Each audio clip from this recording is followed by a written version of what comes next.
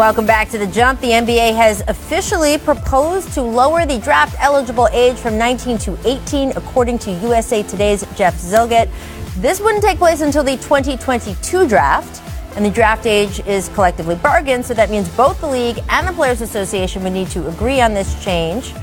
Brian, there's a lot of complicating stuff. Of course, it was this way at one point, then it got changed back. Now they're going to change it back again. What are you hearing?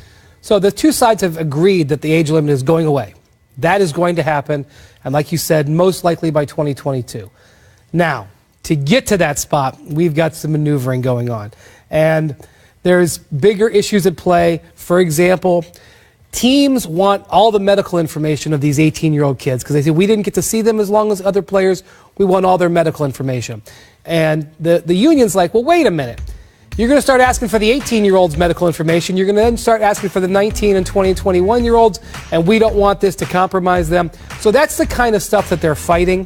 For the average fan out there, and especially if you're a sophomore in high school and you think you're going to be a stud, I think it's going to end up getting done by that class. So 3 more drafts, but sophomores, if you're a stud, you may be able to go right to the NBA.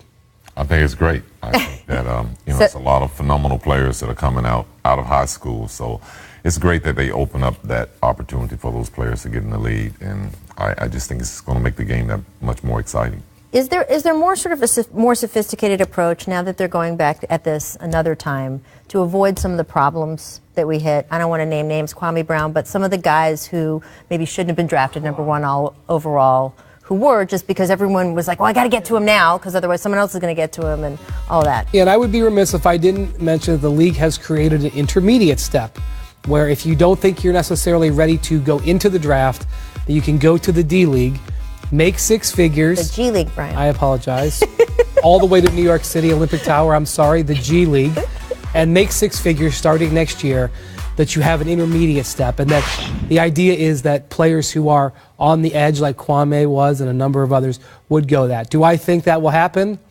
No, I think they're going for the millions that they can possibly get. But at least over the next 3 years, that's a pilot program. I'm interested to see this because I certainly think, and look, the events of the last 24, 48 hours have just re-emphasized guys should get paid to play basketball, especially when there are so many millions of dollars circling around them. They should have the opportunity, if they're good enough in the league, to be in the league.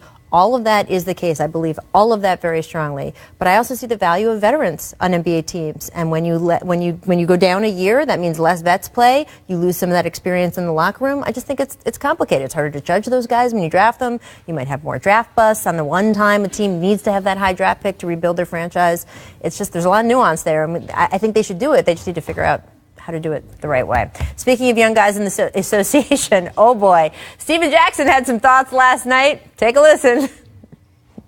What do you guys make of athletes today's game? You know, people like Anthony Davis or Kyrie who essentially hold franchises kind of hostage by demanding their way out. Or I would be the first to say these guys these days they're spoiled. A lot of them are spoiled.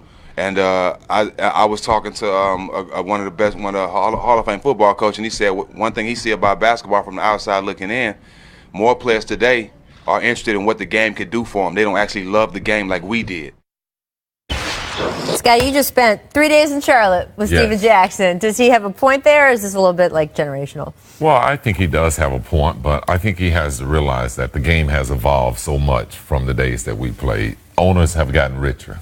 They put more invested into their teams, into building their facilities. They're doing things now to entice players, whether it's through their medical staff or, you know, their training facility or whatever. So I don't want to say that the players are spoiled, but they are reaping the benefits that the other great players ahead of them set out for them. So it's just from the outside looking in, yeah, it does look like that they're spoiled. They come to practice for breakfast, they eat lunch before they go home, and they can take dinner home with them. So it's great, but I just think that, you know, they're just reaping the benefits, and I appreciate what the teams are doing for the other players, because a lot of the players come in, as we say, like high school players. They're young. They're not used to preparing meals for themselves. So when they get put in those situations, then it's a great situation for them. I'm happy for the players as well as the organization. To your point, I mean, teams started feeding them everywhere because they wanted them to eat better and stop eating fast food. Did you come in? Did you have charters the whole time you were in, or did you fly commercial at the beginning? of your career? I did a few commercial years, but we got eventually moved to charters. Number one, Stephen Jackson is jealous of Don Nelson. number two, Stephen Jackson at one time, and My I love. My experience with Stephen Jackson is he doesn't need to be jealous of Don Nelson, but continue. It's Friday. Number two, Moving on. Number two, in terms of holding teams hostage or whatever, I just want to point out, and I love Stack Jack, that he at one time demanded a trade from the Warriors and got it. And number three, he's get off my lawn. You know, now he's joined. He's officially old now. That he can, you know, because back when he was going on, there was guys from the '80s going, "Oh, these guys are all spoiled today." You know, blah blah blah. So I mean, that's the thing. I asked these guys. Yes, there you go. Look, this is every generation. To your point, right? And we heard guys, Scotty. We heard the guys before you talking about how spoiled you guys were, right? Yes, they get their own planes, they do whatever, all of that stuff, being run around like rock stars. So you know what? It does happen. And by the way, the kids of today, I guarantee you they'll be sitting around 20 years from now saying the same thing. So there we go. We'll talk about it real quick. On Tuesday, we reported that a 2-year investigation by ESPN the magazine Scott Eden concluded that there was strong evidence that former NBA referee Tim Donaghy conspired to fix NBA games in the 2000s, not just bet on them.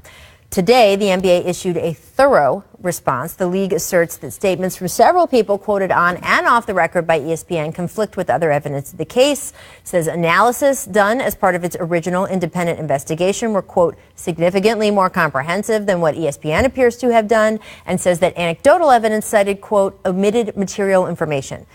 Basically, the league rebutted the article's core research. The NBA concludes that the ESPN article, quote, did nothing to add material value to the record of what happened, as it pointed out over a decade ago, and that the league will continue to, quote, expand our integrity efforts as gambling becomes more legal in the United States.